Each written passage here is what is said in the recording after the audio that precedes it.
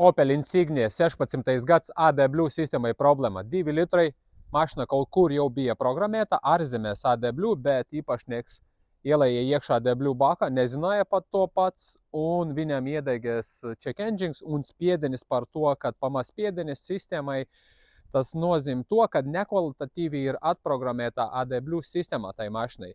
Šitam klientam ieteica cits servis vai cits paziņa, atbrauc pie mums un to visu sakārtot.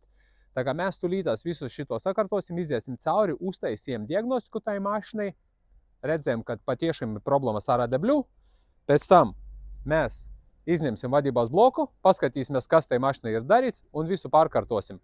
Nolasīsim, atradīsim oriģinālu failu, atkodēsim pareizi, sarakstīsim iekšā, izrakstīsim garantijas talona veiktam darbam, čeks, protams, pie visa šitā darba un atdosim klientam ar garantiju. Varat apskatīties, kad viņam ir kļūdas par redukcijas spiedeni. Tā.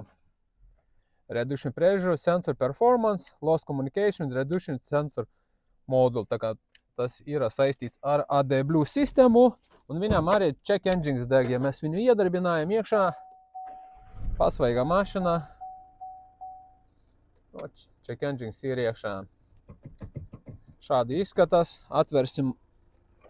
Viņam jābūt blakus akumulātore. Zinēja vadībās bloks.